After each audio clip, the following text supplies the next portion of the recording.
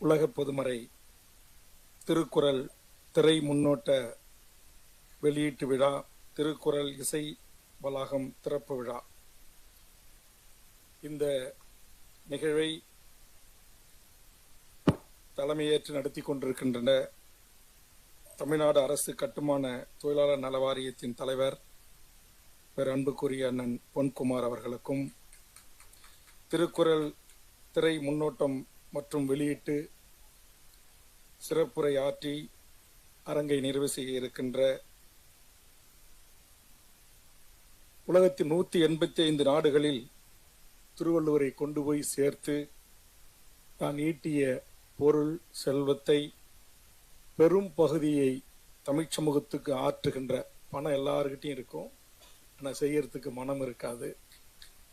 உழைத்து சம்பாதித்த பணத்தில் தமிழுக்கும் மொழிக்கும் ஐயன் திருவள்ளுவருக்கும் தொடர்ந்து சிறப்பு செய்து வருகின்ற என் பேர் அன்புக்குரிய ஐயா சந்தோஷம் அவர்களுக்கும், இங்கு உரையாற்றி சென்றிருக்கின்ற காவல் கண்காணிப்பாளர் சிவகுமார், கூடுதல் கண்காணிப்பாளர் சிவசங்கர், வாழ்த்து சென்றிருக்கின்ற அருமைச்சவர் பிரபாகர் ராஜா சட்டப்பேரவை உறுப்பினர், முன்னிலையேற்றிருக்கிற முனைவர் தாமரை பூவண்ணன், வரவேற்பு ஆற்றிய கோவிந்தராஜ், வரவேற்பு நடனம் டாக்டர் நர்த்தனா மற்றும் இந்த நிகழ்ச்சியில் பங்கெடுத்திருக்கின்ற புலவர் ரத்தினவேல், அருமை நண்பர் குடஞ்ச அரசன், சேலம் ஆர்ஆர் பிரியாணி அண்ணன் தமிழ்ச்செல்வன், பால்பாண்டியன், கிருஷ்ணன், அகரன், அமுதா பாலகிருஷ்ணன், லண்டன் பொன்ராஜ், உமாசங்கரி, முத்துமாணிக்கம், லட்சுமணகுமார், சிறப்பு விருந்தினராக வாழ்த்து சென்றிருக்கின்ற ரங்கராஜன், இங்கு இருவரையும் அமைதியாக இருந்து இங்கு ஒரு மிகப்பெரிய ஒரு உணர்ச்சிகரமான உரை. நான் சட்டமன்றத்தில் என் வலிகளை வேதனைகளை எப்படி கொட்டி தீர்ப்போனோ அப்படி கொட்டி தீர்த்து எனக்கு உணர வைத்திருக்கின்ற பேரரசு இயக்குனர், அது போன்ற அன்பு செல்வன் தோழர் நம்முடைய உதயகுமார், பிரபாகரன், சிங்காரவேலன், ராஜராஜன், வேலுச்சாமி மற்றும் 5 லட்சம் ரூபாய் நிதியை வழங்கி ஒரு முன்னுதாரணமாக பெண்களை கொண்டு உதவி செய்ய வேண்டும் என்ற உணர்வை ஊட்டியிருக்கின்ற அருமை தோழர் ஜெயா, தயாரிப்பாளர் பாடலாசிரியர் திருமதி வரலட்சுமி, சேலம் சிட்டி பாபு, தோழர் ரவி, ஜனா, இனியவன், சிறப்பு அழைப்பாளர் எல்லாரும் பேரையும் படிச்சிடறோம் நாங்கள் சிறப்பு நேரத்தின் அருமை கருதி, திரு பழனிசாமி, விஜயலட்சுமி குமார், வடிவேல், கௌசல்யா, எடப்பாடி துரைசாமி, மணிகண்டன், சர்க்கார் மீனா, காதல் சுகுமார், பூங்கோதை, ராம்ஜி, சிவகுமார், திராவிடன், மணிகண்டன், ராஜு, குமரேசன், பிரகலாதன், ராம்ஜி, ஆரோன், சுகுமார், பொன்மணி, அன்பரசு, பிரபாகரன், சுவேதா மற்றும் தொகுப்பாளர். ஏன்னா என்னை பற்றி கொஞ்சம் மிக சிறப்பாக சொல்லியிருக்காங்க. அதுலேயும் இந்த தோள்கட்டு எல்லாரும் முகப்புரை அறிமுக உரையில் மிகச்சி பேசியிருக்கின்றவர்கள் நம்முடைய தொகுப்பாளர் அவர்களுக்கும் மற்றும் செல்வி சூர்யா, அரிமா சிந்தை வாசன், பிரியங்கா, நன்றி உரையாற்றிருக்கின்ற அருமை தம்பி வடிவேல் சிவா, என்னோடு வருகின்றிருக்கின்ற அருமை சகோதரர் வேணுகோபால், அருமை தம்பி தர்மேஷ் உள்ளிட்ட இங்கு இன்னமும் இவ்வளவு நேரம் இந்த அரங்கு 10 மணிக்கு லைட்லாம் நிறுத்தி குளிர்சாதனத்தை நிறுத்தி நம்மளை போங்கன்னு சொல்லாமல் அனுப்பிடுவாங்க. அதற்குள்ள முடிக்கணும். இங்கே அண்ணன் பொன்குமாரும் ஐயாவும் சிறப்புரை ஆற்றி சிவா அவர்களை வாழ்த்தணும். இங்கே பேசியவர்கள் எல்லாம் எனக்கு இருக்கிற கடமையை உணர்த்தி வாழ்த்தி பாராட்டி என் பணிகளை அங்கீகரித்திருக்கிறார்கள். அதற்காக இந்த மேடைக்கு என் நெஞ்சார்ந்த நன்றி அத்தனை நல்ல உள்ளங்களுக்கும். இன்னைக்கு கூட ஐயா சொன்ன மாதிரி இந்த ஏழை விவசாய மக்களை, பொதுமக்களை, சாதாரண தொழிலாளர்களை வாட்டி வதைக்கின்ற இந்த கடன், நகை கடன் என்ற ஒன்றை ஒன்றிய அரசு நிதியமைச்சகம் ரிசர்வ் வங்கிக்கு அறிவுறுத்தி பல கட்டுப்பாடுகளை விதித்திருக்கிறார்கள். இன்னைக்கு யாராச்சும் நீங்க போய் வீட்டுல இருந்து ஒரு நகையை வச்சீங்கன்னா அந்த நகை எந்த ஆண்டு வாங்கினீங்கன்னு அதுக்கான பில் இருக்கணும். அதே மாதிரி ஏற்கனவே ஒரு 90% கொடுத்தா இப்ப 75%. இது பல நிபந்தனைகள். இது என்னால படிச்ச உடனே அந்த நிபந்தனைகளை தாங்க முடியல. முந்தானத்துக்கு படித்தேன். உடனே என் கட்சியினுடைய முன்னணி நிர்வாகிகளுக்கு ஒரு 500 பேர் என்ன பண்ணீங்களோ தெரியாது, ரிசர்வ் வங்கி வந்துருங்க, நீங்க ரிசர்வ் வங்கி இழுத்து பூட்டிடணும், முற்றுகை என்று அறிவித்தேன். காக்கா உட்கார பணம் வந்துன்னு சொல்லுவாங்கல்ல, அப்படியான முதலமைச்சர் கடிதம் எழுதினார். இந்திய அளவில் பல கட்சி தலைவர்கள் இதற்காக வலியுறுத்தினார்கள். மாண்புமிகு நிதி அமைச்சர் அவர்கள் கண்டிப்பாக இதை மறு ஆய்வுக்கு உட்படுத்துகிறேன், இது 4 மாதம் கழித்து தான் அது நடைமுறைக்கு வரும். இருந்தாலும் நான் முற்றுகை போராட்டத்தை கைவிடாமல் அதை போராட்டத்தை ஆர்ப்பாட்டமாகவாது மாற்றி கண்டிப்பாக நிபந்தனையின்றி இந்த கடன் வழங்கணும். அதில் இருக்கிற அவ்வளவு விஷயங்களும் பார்த்தீங்கன்னா, பேரரசனை கொதிச்சு பேசினாங்கல்ல, அதே மாதிரி இந்த கொஞ்சம் நெஞ்சம் நம்ம காதுல மூக்கில் தமிழ்கிட்ட இருக்கிற அந்த நகை எல்லாம் எங்கே போகும்னா, நகை அடகு கடைக்கு போவோம். அடகு கடையை நடத்துறவங்க யாரு, அது முதலாளி யாரு அப்படின்றது உங்களுக்கு தெரியும். தேசிய வங்கி கிட்ட போவோம், அது வட்டி கட்டலாம், திரும்ப நம்ம அதை பணம் இருக்கும்போது மீட்கலாம். ஆனால் இப்போ அப்படி கிடையாது, குறிப்பிட்ட காலத்தில் மீட்கணும், அப்படி இல்லைன்னா அது என்ன நிலைமைனே தெரியாத ஒரு அறிவிப்பு. அதை கூட இன்றைக்கு முற்றுகையிட்டு போராட்டம் செஞ்சுட்டு தான் வரேன். ஆனால் பேரரசு மற்ற தலைவர்கள் பேசியதில் அத்தனையும் நான் சட்டமன்றத்தில் பேசியிருக்கிறேன் என்பதை பதிவோடு அதைத்தான் இங்கு பிரபாகர் ராஜா பதிவு செய்தார். இந்த திருக்குறளுக்கு இன்னைக்கு ஐயன் திருவள்ளுவர் சிலையை கலைஞர் அமைத்தார். நான் அரசு உரிமை குழுவாக 2006, 2007 ஆய்வுக்கு சென்ற போது இங்கு விவேகானந்தை பார்ப்பதற்கு வட இந்தியர்கள்லாம் வராங்க, ஒரு சித்தாந்தத்தை உள்வாங்கியவர்கள். அவர்களும் நம்முடைய திருவள்ளுவர் சிலைக்கு திருவள்ளுவரை வணங்கி அவருடைய திருக்குறளை தெரிந்து கொள்ள வேண்டும் என்பதற்காக ஒரு பாலம் அமைக்கணும் ஒரு பரிந்துரையை நான் கொடுத்தேன். 2006, 2007 கொடுத்தது இப்போதுதான் நடைமுறைக்கு வந்திருக்கிறது.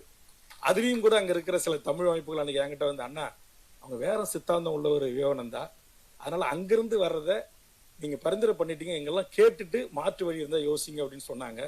இன்றைக்கு நம்முடைய அரசு அதை இந்த நம்முடைய புலவர் போன்றவர்கள் எல்லாம் அழைச்சு பேசினாங்களா எப்படின்னு தெரியல, இதை கன்வின்ஸ் பண்ணி பாலம் அமைச்சிட்டாங்க. அதே மாதிரி ஒரு காலத்துல இங்க திருவள்ளுவர் படம் அரசு போக்குவரத்து கழகங்கள்ல இருக்கும், திருக்குறள் இருக்கும். இப்போ கொஞ்சம் கொஞ்சமா அதெல்லாம் இல்லாம போயிட்டு இருக்கு. தமிழ்நாடு அரசு போக்குவரத்து கழகமே இல்லை. இதைத்தான் கடந்த கூட்டத்தொடரில் முதலமைச்சர் அமைச்சர்களை என்னுடைய பாணியில ஒரு பிடிச்சேன்.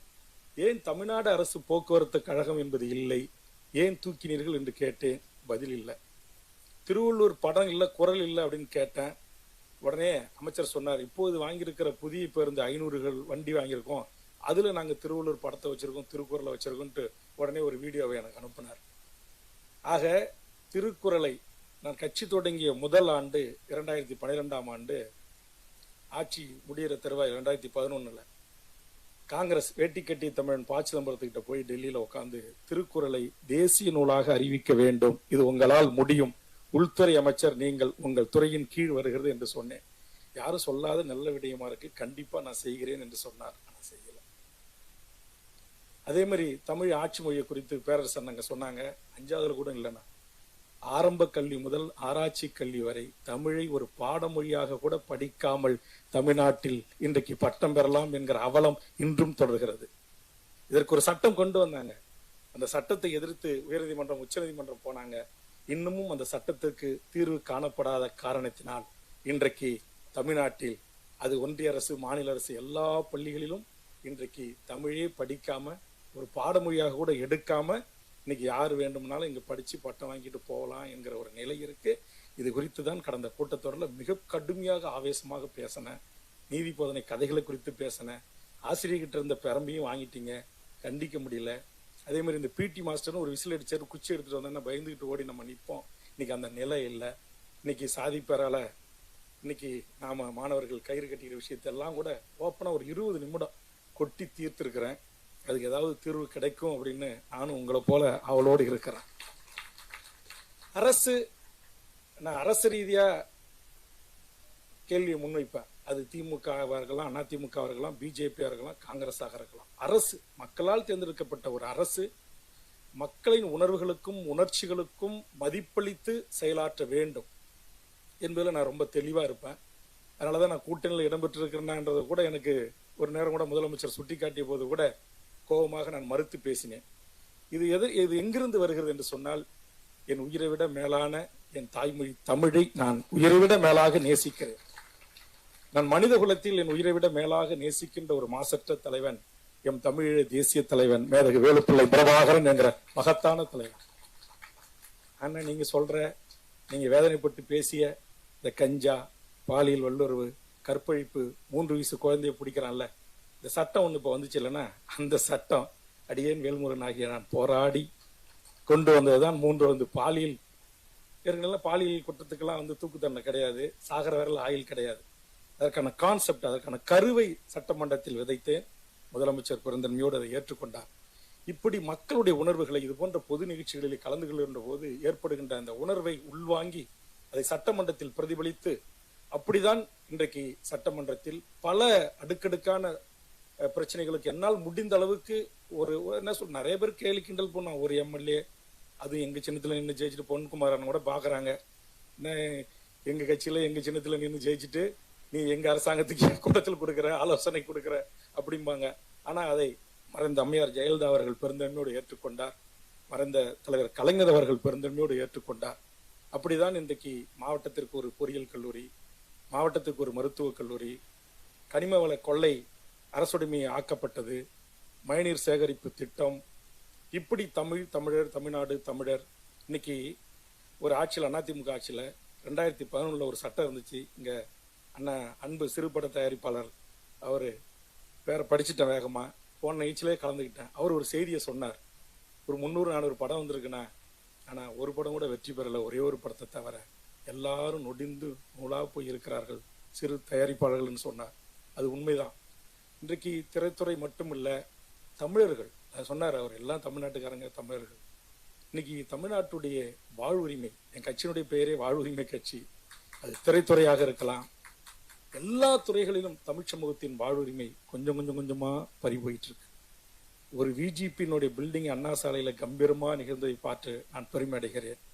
ஆனா ஒரு விஜிபிக்கு பிறகு இருக்கிற ஸ்பென்சர் பிளாசா, எக்ஸ்பிரஸ் அவனி, ஃபோரம் மஹால், இன்னும் இருக்கிற அத்தனை வானுயர்ந்த கட்டடங்களும், ஜெயோல்காஸ், மிகப்பெரிய தங்க மாளிகைகள், முத்தூட் பைனான்ஸ்கள் ஒண்ணு கூட தமிழனுக்கு சொந்தமானது இல்லை.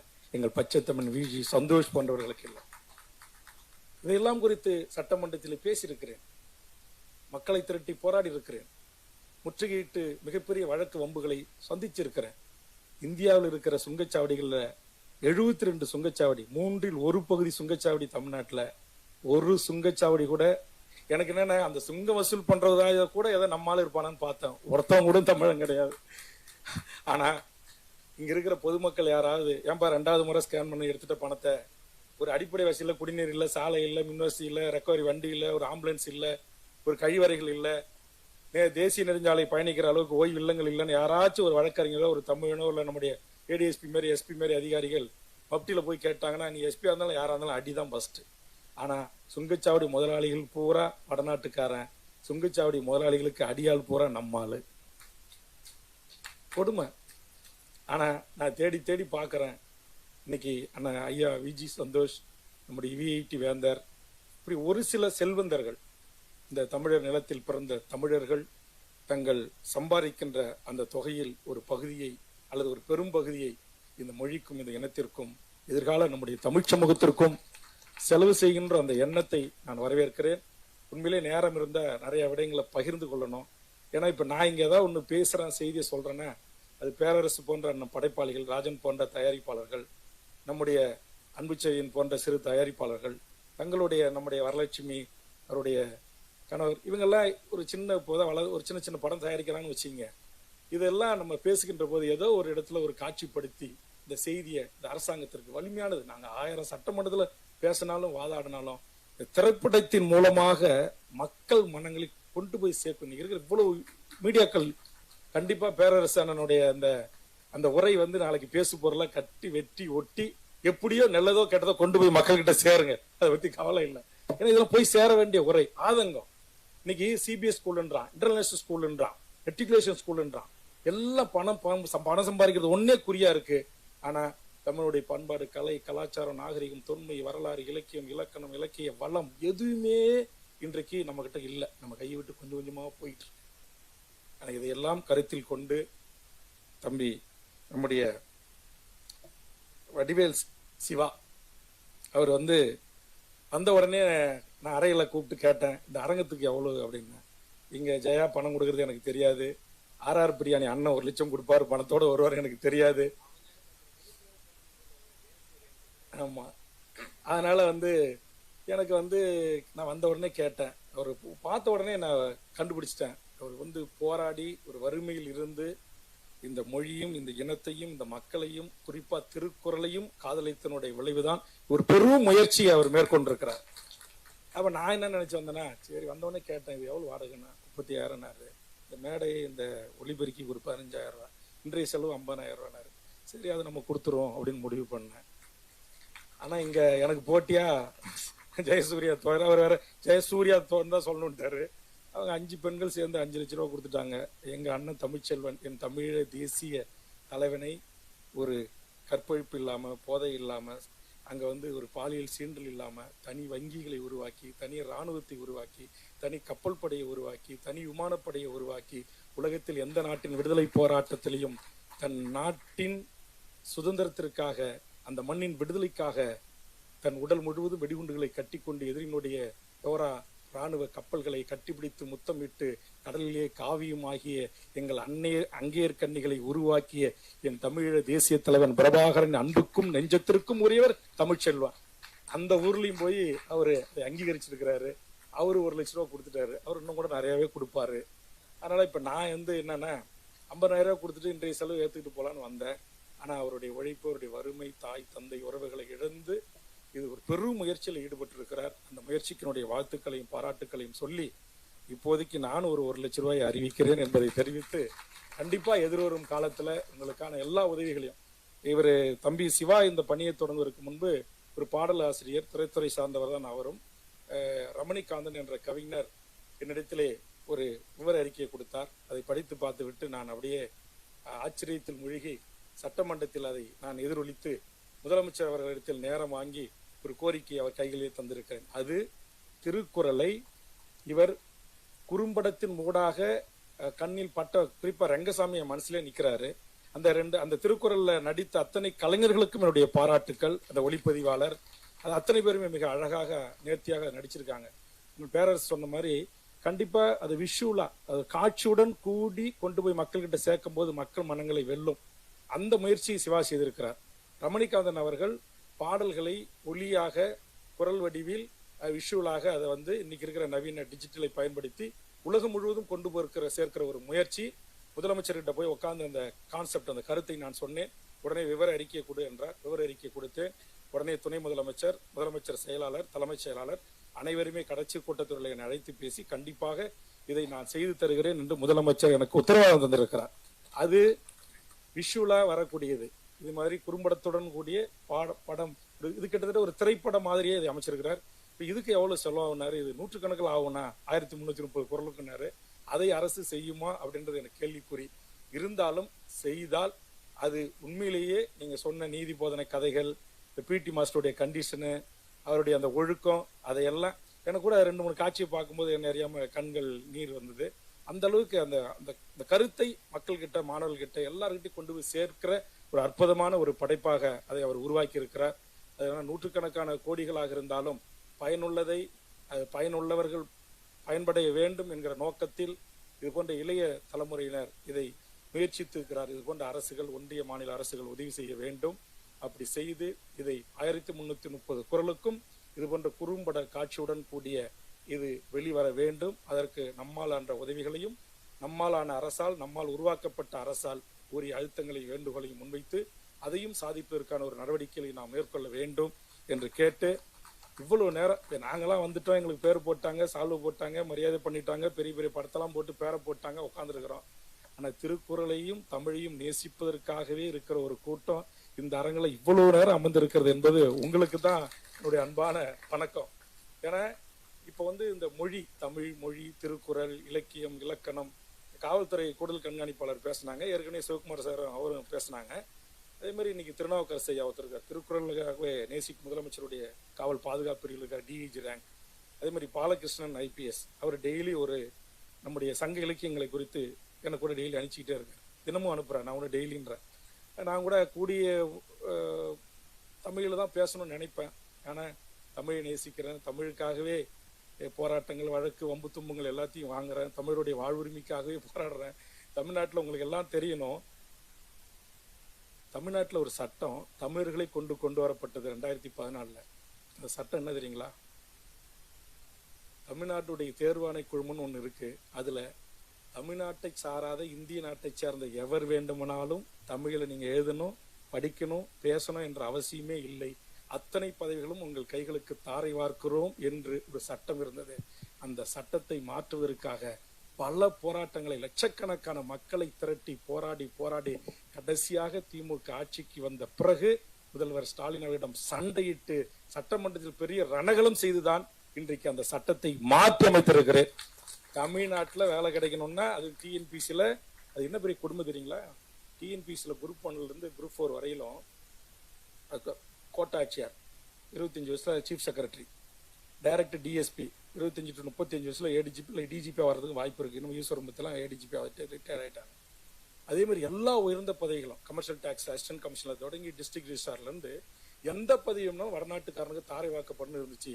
தமிழ்நாட்டில் இத்தனை தமிழறிஞர்கள், இத்தனை கட்சிகள், இத்தனை அமைப்புகள் இருந்துச்சு. எல்லாரு கண்ணிலையும் மண்ணை தூக்கிட்டான். வேல்முருகன் கிட்ட மட்டும் மண்ணை தூவ முடியல. விழிப்பா இருந்து அதை கையில எடுத்து கோட்டையை முற்றுகையிட்டு திமுகவுக்கு நான் ஆதரிப்பதற்கு 10 கண்டிஷன்ஸ் வச்சேன். ஈழ இனப்படுகொலையில தீர்மானத்திலிருந்து, பொது வாக்கெடுப்புல இருந்து, சாதிவாரி கணக்கெடுப்புல இருந்து 10 டிமாண்ட்ஸ் வைக்கும் போது இது ஒன்றாக வைத்து இந்த ஆட்சி வந்த பிறகு அதை மாற்றி அமைத்திருக்கிறேன். ஆனா என்ன மாற்றி அமைச்சேன்? தமிழ்ல படிக்கணும், எழுதணும், 40 மதிப்பெண் தேர்ச்சி பெற்ற வேலைக்கு வரலான்னு. திருப்பியும் அதை திருத்தல, எனக்கு திருப்தி இல்லாம திருப்பி கேட்டேன். இங்க எங்களை விட விஜய் டிவி நீயா நானால பார்த்தேன். இங்க வந்து பிழைக்க வந்த, நான் குறை சொல்ல மாட்டேன், மார்வாடிகளோ, சேட்டுகளோ, குஜராத்திகளோ, பீகார்களோ மிகச்சிறப்பாக தமிழ் பேசுகிறார்கள், மிகச்சிறப்பாக எங்களை விட இலக்கியங்களை குறித்து பேசுகிறார்கள்.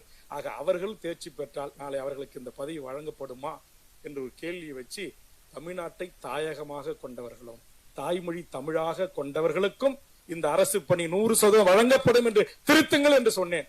இன்று வரையில் திருத்தப்படல. ஆக அண்ணன் பேரரசு அவர்களே, இங்கு பேரு தான் தமிழ்நாடு அரசு அல்லது தமிழ்நாட்டுக்கான முதலமைச்சர்கள்.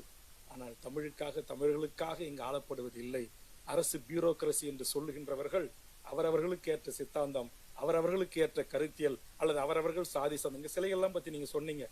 தேவநாய பாவனர் எல்லாம் மறந்துட்டாங்க. இங்க உட்கார்ந்துருக்கிற புலவர் கலியபெருமா தான், நம்ம புலவர் ரத்தினவேல் தான். நேற்று தினம் கூட நம்முடைய பாவனருடைய மகளை கூட்டி என் வீட்டுக்கு வந்தாங்க. அவருடைய மகன் இறந்துட்டாரு. அவர் மகன் என்னுடைய அலுவலகத்துக்கு என் வீட்டுக்கு வந்து எங்க ஐயாவுக்கு இங்க ஒரு மணிமண்டபம் அமைங்கன்னு சொன்னாங்க.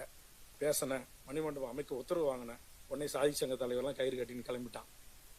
ஏன் ஜாதி தலைவர் அவர் எனக்கு அங்க வையின்ட்டான். தேவநாய பாவனாருக்கு இப்படி எண்ணற்ற விஷயங்களை சொல்ல முடியும். என்னால் உள்ளுக்குள்ள போட்டு குமுறிக்கிட்டு இருக்கிறேன். மொழிப்போர் தியாகிகள் இருந்து இந்த மண்ணுக்கும் மக்களுக்கும் உழைத்தவர்கள், சிறை சென்றவர்கள், கப்பல் ஓட்டிய வாவிசில் தொடங்கி எத்தனை என் தமிழ் சமூகத்தின் ஆளுமைகளுக்கு தெருவுக்கு பெயர் கூட இல்லை. ஒரு ஸ்ட்ரீட் என்று சொல்லக்கூடிய தெருவுக்கு பெயர் இல்லை. ஆனா இங்க யாராருக்கும் பெண்களை சிலை இருக்கு, முழு உருவ சிலைகள் இருக்கு, அரசு மாளிகைகளுக்கு, கோடான கோடி மாளிகைகளுக்கு இன்றைக்கு அவர்கள் பெயர்கள்லாம் இருக்கு. ஆனா அவர்களுக்கு, என் தமிழுக்கும், என் மொழிக்கும், என் இனத்திற்கும் என்ன செய்தார்கள்? ஆனால் நாங்கள் கோரிக்கை வைக்கிற எங்கள் தமிழர் தலைமைகளுக்கு இந்த மண்ணில் என்ன நிறுவப்பட்டிருக்கிறது என்கிற பெரிய கேள்வி இருக்கிறதே. உங்கள் ஆதங்கத்தை முழுவதுமாக நான் உள்வாங்குகிறேன். கண்டிப்பாக இதற்கெல்லாம் ஒரு தீர்வை நோக்கி என் தமிழ் சமூகம் சிந்திக்க தொடங்கும். சிவா போன்ற, வடிவேல் சிவா போன்ற எண்ணற்ற என் தமிழ் சமூகத்தின் இளையோர்கள் இன்றைக்கு எழுத தொடங்கி இருக்கிறார்கள், பேச தொடங்கி இருக்கிறார்கள். என் மொழியையும், என் இனத்தையும், என் இன்னம் இருந்த மிகப்பெரிய அந்த செருக்கு இருக்கிற அந்த இருமாப்புடன் கூடிய நான் தமிழன், என் தாய்மொழி தமிழ் என்கிற அந்த செருக்கோடு இளைய தலைமுறை வீதிக்கு வர தொடங்கி இருக்கிறார்கள். இன்னைக்கு பாருங்க, உலகத்துல ஏத்துக்கிட்டான். அமெரிக்காவில இருந்து, ஆஸ்திரேலியாவில இருந்து, மொழியில் அறிஞர்கள் இருந்து எல்லாரும் ஏத்துக்கிட்டான். உலக மொழிகளுக்கெல்லாம் தாய்மொழி தமிழ் என்பதை உலகத்தின் பல்வேறு மொழியில் அறிஞர்கள் ஏத்துக்கிட்டான். ஆனா என் பக்கத்து கர்நாடகத்தினுடைய சகோதரன் ஏத்துக்க மறுக்கிறான். கமலஹாசன் படன நான் ஓட விட மாட்டேன்றான். எனக்கு கூட திரைப்படத்துல நிறைய மாறுபட்ட கருத்துக்கள் இருக்குதான். இருந்தாலும் என் தாய்மொழியை குறித்து பேசிய கருத்திற்காக கமலஹாசன் படத்தை நீ வெளியிடவில்லை, தடுத்து நிறுத்துவி என்று சொன்னால் கர்நாடக அரசின் இயந்திரம் ஒன்று கூட தமிழ்நாட்டுக்குள்ளே வராது. வேல்முருகன் தடுத்து நிறுத்துவான், சிறைபிடிப்பான்னு அறிவிச்சார். சினிமாக்காரங்களுக்கு எனக்கு கொஞ்சம் தூரம் தான். இருந்தாலும் என் மொழி உலக மொழிகளுக்கெல்லாம் தாய்மொழி தமிழாக இருக்கும் என்று பல்வேறு கருத்து ஆய்வுகள் நிறுவப்பட்டிருக்கிறது. இன்னைக்கு 5000 ஆண்டு இலக்கிய இலக்கணம் நிறைந்த என் தாய்மொழி தமிழ் இன்னைக்கு இல்ல எங்களை அசிங்கப்படுத்திட்டீங்க, எங்களை அவமானப்படுத்திட்டீங்கன்னு பேசுறாரு ஒரு நாட்டுடைய முதலமைச்சர், குறிப்பா தேசிய கட்சிகளுடைய முதலமைச்சர்கள். இதெல்லாம் ஏற்புடையது அல்ல. ஆதலால் இதையெல்லாம் குறித்து பேசுவதற்கும், போராடுவதற்கும், வாதாடுவதற்கும் உலகத்திற்கு என் மொழியை எடுத்துச் செல்வதற்கும் தமிழ் சமூகத்தின் பெருமைகளை எடுத்துச் செல்வதற்கும் எங்க ராஜராஜ சோழன், ராஜேந்திர சோழன், சேர சோழ, பாண்டிய, பல்லவ வன்னுவர்களுடைய அவ்வளவு அரிய பொக்கிஷங்கள் இந்த மண்ணில் கொட்டி கிடக்கிறது. அவற்றையெல்லாம் இது போன்ற ஆளுமைகள், திரைத்துறையில், கலைத்துறையில் வருகின்றவர்கள் எடுத்து மக்களிடத்தில் உங்கள் பாணியில் எடுத்து செல்லுங்கள் என்று கூறி, அப்படி செல்லுகின்றவர்களுக்கு உறுதுணையாக நாங்கள் இருப்போம் என்பதை தெரிவித்து, நேரத்தின் அருமை கருதி ஐயா அவர்களை இவ்வளவு நேரம் நான் அமர வைத்து விட்டேன். அதனால் அவர் 8 மணிக்கெல்லாம் சாப்பிடணும். அதனால நானும் இந்த ஆதங்கத்தை கொட்டி தீர்க்கிற மேடை என்பதாலே நானும் கொஞ்சம் அதிக நேரம் எடுத்துக்கொண்டேன், பொறுத்தரல வேண்டும் என்று கேட்டு, இவ்வளவு நேரம் அமைதி காத்த பத்திரிகை ஊடக உறவுகளுக்கும் தமிழ் சான்றோருக்கும் என் நெஞ்ச நிறைந்த நன்றியை கூறி நிறைவு செய்கிறேன். நன்றி, வணக்கம்.